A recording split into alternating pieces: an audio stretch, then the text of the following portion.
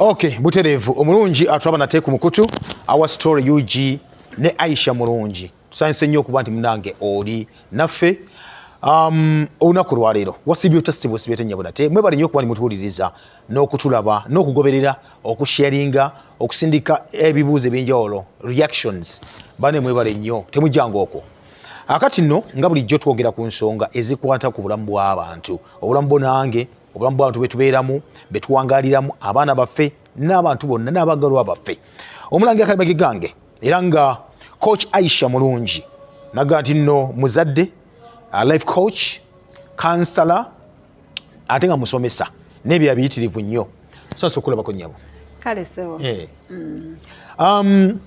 olunaku olwaleero waliwo ensonga gye twaleka mu ddiiro ensonga yo twogera ku buzadde parenting ne tulekayo ensonga y'okwawukana omuntu ng'oyawukanye naye nenjawukana nze naawe twawukanye ayina kuba nti akomawa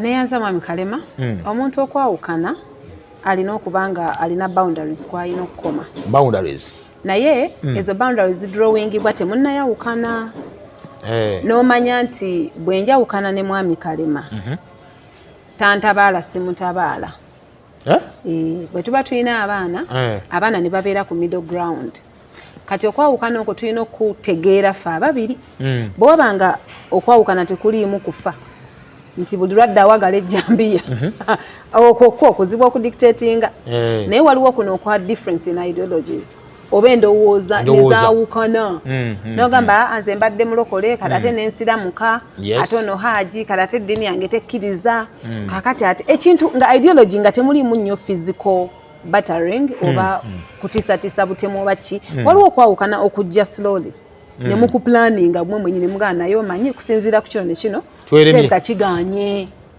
naye genda nange ngende abaana bajja tugata mu middle ground kati gwe toyawukananga n'omusajja oba mukazi nga temwesonyiye ate kati mwesonyimu wawukanya ki nga ate temwesonyiye osobola okubeera n'omuntu nga wamusonyiwa naye nga tobeera naye for example wenkusonyiwa kitegeeza mbeera naawe nedda njakuwa example omuntu ayinza okurepinga omwana wo sorry to say yes singa kibaddewo omuvubuka n'arepinga omwana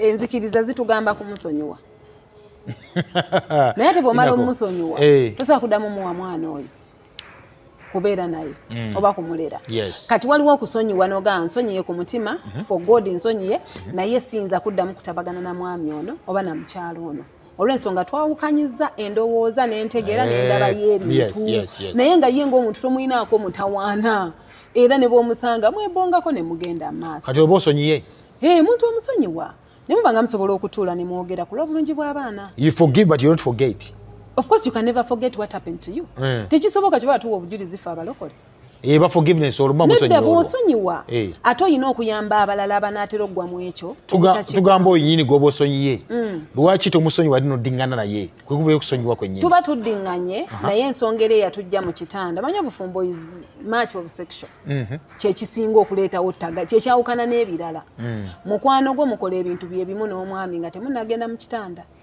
ekyawula omukwano ku mwami ye kitanda kati ekyo ekitanda bwe kivaawo we can still do these other things kati gwe mwami Kalema ng'oli mukwano gwange tusobola otula ne tunywa caayi tusobola okugenda ne tulaba emizannyo naye tetuwebaka kati kino ekibwe kiwa okwebaka kikuvuddewo omwami ono oba omukyalo ono aba tafuuse mulabewo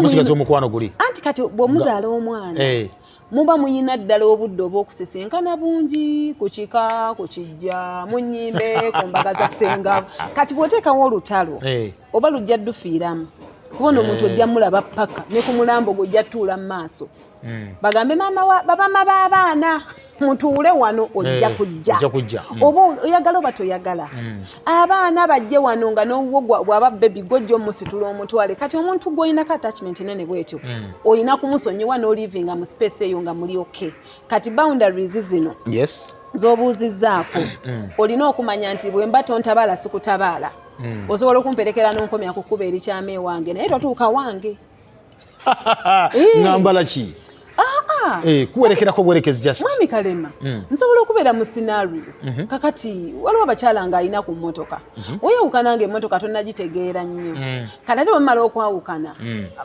omuntu yenna gw'osaba obuyambi ajja kudabolinga price emmotoka ebe ng'ewedde mu mafuta akugamba ate kati kabyuleeta efudde ate nonoza ogundi tobimanyi kati osobola ddala okukubira omwami oyo yali omwami wo sinakindi n'emmotoka ye yagiggulira n'akuleka ogende naye omwe munange ndi sitaaka ku kkubo emmotoka nti ekola ki bwe muba mwayawukana at an understanding ajja kuyamba ajja either kujja oba agambe akankubire makanika ono ajja akuyambe oba ekyo ekizibu kiri bwe kiti mulekengawo tokability ekyo twakyogera buli lwojjawo tokability ojja kufiira mu firimu yo abakyala bakyawa okukyawa si kirungi kwawukana kye tuliko okukyawa because woga nti njawukanye naawe mu nsi ey'omukwano tuga nti gundi amukyayi si ekyo kati abakyala mukyawa abakyala tusobola okukyawa ninga mulwawo temutera tutera ate omukyala bw'akyawa nnaakyawa bubi omukyala bw'aba akukyaye akukyawa era bw'oba gwe mwayawukana nga mukyalinawo akwogera kakuume tokakutula kuba omukazi bw'akyawa n'abaana abakyusa amannya so era temukyawa temala gakyawa tebamala gakyawa naye bw'akyawa akyawa nnyo kati kibadde nkubuuza luli nti lwaki we mwawukana n'omuntu kati olina kukomawa kuba tolaba abakazi abamu nga you know what alaga nti akyayagala akyateekawo kabawuka ateeka wali ekikono mwami wange mulina kukomawa aba takyayagala naye bino biba tebitambula nga bwe yabibala bitya gyagenze omuntu osobola okubala omuzannyo noga maani yeekuba maani yatuliza ku bunkenke bano basiba ebyabwe abantu baba balidde sente zaabwe kati osobola okusiba noga nti bwenve wa Kalema kiggwa Pawulo antwala kati oluva wa Kalema Pawulo naga okusinziira bwendaba ova mu maani yogenda mu Liverpool newesanga ng'ogudde mu Tottenham kati ogenda weekulumiza nga ono alabika yambuzaabuza kati n'oba bambi ng'otagala naye omukyala bw'ava ku musajja ono n'asimba wasimbye nga weewo tajja mabega oyo yenna aba akwekulubezezaako aba tannaba ku groundinga kyogamba ekibazo eno kuba ni mwasigazayo akatimatima eri oba bujanga tateredde eno tekaba katima omukyala ye muntu atya okusemba omukyala atya nnyo okusemba kyobula ne bamukwatira mu nsobi akaaba mangu kuba bamanya amaziga gabatengula mutya nnyo amaziga abasajja ag'abakazi bwolaba omuntu akaaba kikukola bubi temukaaba ekyo bala ne bwaba akoze ebikyama atandika kwekaabya kati tumanye eno bwe kigaana tudde eno olina oteekawo awo ekikono naye ebyo byonna bigenda mulwisa mu kkubo bwe mwawukana n'omuntu respect their decision naawe respecting a decision eyiyo bw'ogamba nti ŋŋenze we creatingirewo obudde otuule oba mu kayumbako ofumintirize ku bulamu bwo nga ggwe n'ensonga ezakujja ew'omwami oli oziteekenga ku mwanjo tozeerabira mukazi gwa ndaba buli lw'ozeerabira kwe kubeera confused yo omusajja essaawa yonna ebikola aba nabyo yes talina kyanonaka bw'omuyita bwazze wajjira akulekera omuntu mulamba oba tolisted muntu mulamba engeri gy'oli kansala abasajja bo bakyawa omusajja asobola okukyawa ensonga ezaawukanya abantu ze zireeta ebizibu omusajja takyawa ng'ensonga ebaawudde ennafu omusajja akukyawa neerabira n'erinnya lyo singa akyawa ddi omusajja akyayira ebintu bingi si bingi binga 2-3 obwenzi okukwata ku kyayita ekyomuwendo kyabantu abamu bakkiriza mu ssente n'agamba nze ssente zange azikwatako omuntu omu akkiririza oba mu bazadde be n'agamba alivuma maama wange ne bwaba mulungi atya kati oyinza omutriggeringa n'omukwata awantu weyaggala n'agawa naayitawo tadda newanuwe kati omusajja oyo asobola okukyawa naye biba bino bya bulijjo nti kino omusajja asonyiwa abasajja basonyiwa ate okusinga abakazi tusonyiwa anti tebalina kwagala kwa ddala abasajja iki kikyotegeeza omusajja tali emotional omusajja ayagalira wano omukyala ayagalira wano kati fe tuba mu mutima kibala tumenyeka nnyo emitima Kalema yamenya omutima omusajja nga mukazi yantawaanya omutwe omukazi atawanya kuba bo they concentrate here ate ffe tuba wano mu mutima ebyamwe bya mitima ebyaffe bya mutima kyobola biba emotional ebyaffe bya bwongo ebyamwe bya bwongere bosanga omusajja nga bava omuyisaamu eggaali omucha akola bwati ate omukazi akaaba bukaabi kati they love from different angles. Okay. Kati ate omwami mu arguments zino zonna era abakyala bali abavuma abaami njagala baweerera amagezi nti abaami tebawulira. Abaami tebawulira. Tetuwulira. Naturally tetuwulira. Yes. Bwe batutonda. Ate ffe abakyala tetulaba. N'abaami tebawulira n'oba omuvuma. Namwe temulaba abakazi. Ffe tetulaba. Muli bamuzibe mutambula mugira. Tuwulira nnyo. Kyobola tugenda nnyo ku assumptions. Okay. Era omwami bw'omugamba nti naye mukyala wa ayenda jaga nja mmukwata. Linda mmukwate. Wano. Bo beesiganya amaaso. Era bw'alaba ekintu kimujjamu osiitaana. Ate abakazi. Naye omukyala omugamba bawa alabika ayagala gundi. Gundi teyangambye nti oyagala gundi nawulidde nti oyagala bo they concentrate here. Kubanga bw'akulaba talina kyakkola. Ajja kaaba bukaabe. Sina kindi afiire mu firimu ye. Naye omusajja bw'akulaba ekikonde ky'aba nakyo, decision y'aba nayo, ekyokukola akirabiraawo. Nti kenda bya Aisha onaayenda.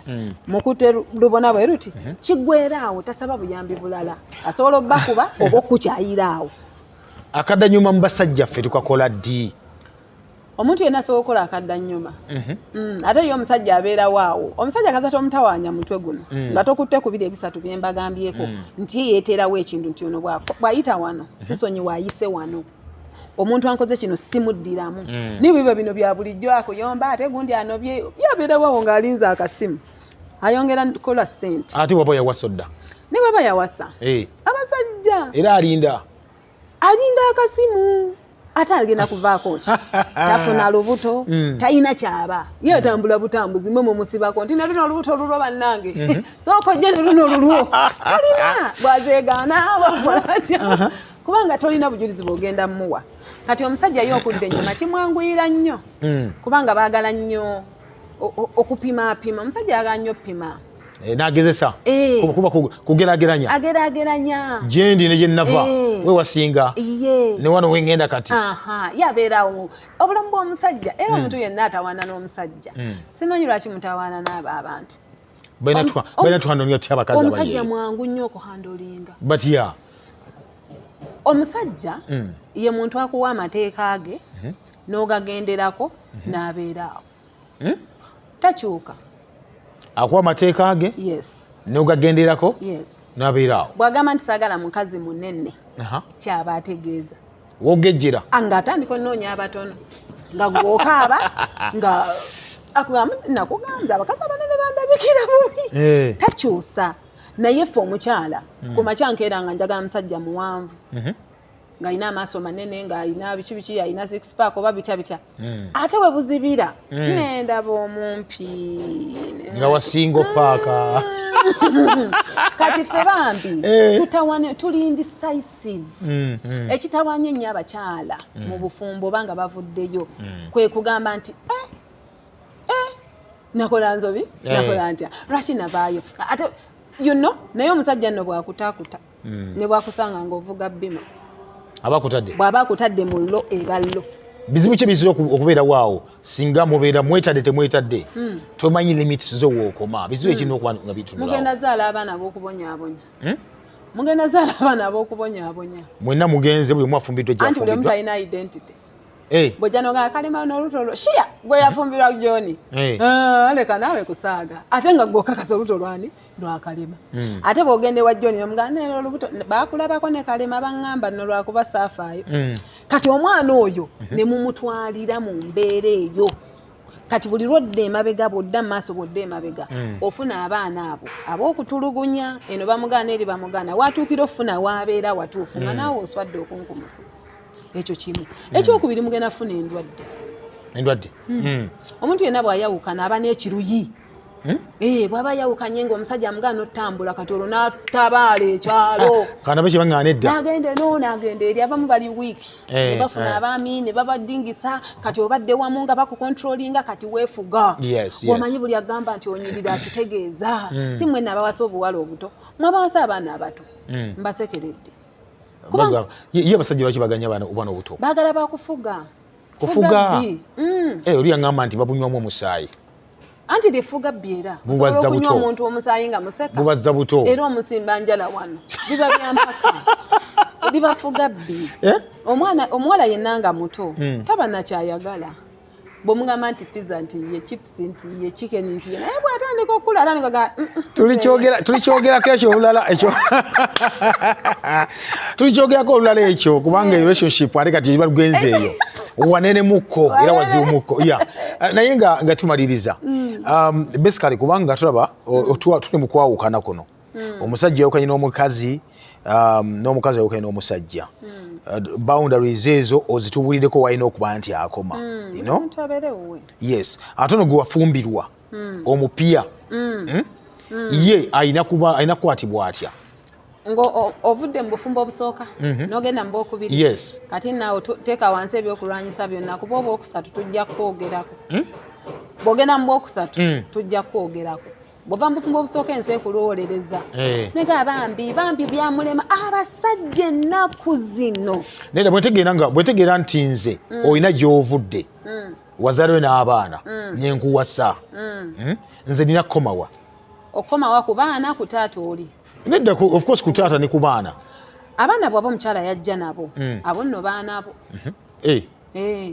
bw'oba oyagalira ddala okuwamba amatwalo abo abaana yinza okwasinako obuzibu ate omusajja anti kati gwe kyokola mu maka muno kyekitriggeringa omwami oli okujja oba osigala gy'ali kuba bw'otatekinga responsibility eno abaana tebalya tebambala tebalabika bulungi omwami oli ajja kujja mu maka ge akujoogeremu naye singa otwala obuvunanyizibwa bwonna n'oggala enzija sajja sijja mutabaala alina embavu kati gwe omwami gwe bafumbiddwa nga balina abaana olina either to take up responsibility oba abaana bamugamba abazza ewaabwe omukazi yes oba tojja balabirira bulungi nnyo oba tojja kubasobola bawa amazima oleme kutawanya abaana bano ate oleme kuleeta ntalo tojja nampeekerazo ate omusajja kyayogera ku ntandikwa gwe mukazi gwe munnange kyaba ategeeza bwakuga nti saagala mwana gwe sizadde totawanya mwana wo bajja beebakako bakazi bannange mubiwulidde bakazi banne bakalema mubiwulidde ebintu bino Coach Aisha njagala osibula abantu tandikirawo olunaku lunaddako abatuuliza n'abatulaba tweyanze mukisa gye mutuwa bannange ne kaddata ge mututeekamu mwebale tujja kuba twogeranga ku bintu ebyenjawulo ebikwata ku bulamu paka lwe tunaakugjayo mukyala gwe naawe mwami gwe n'otuuka ku mutindo ogwentegeerayo butereevu nze sijja kulekerawo kubeebaza mwebale nnyo mwebali eddala abakomentinga asentini saana abasharinga bali mwe musinga mugende mu maaso mugabane obubaka obulungi enyidala tulenga tutereeza amaka n'obulamu bwaffe mbe bulungi mweraba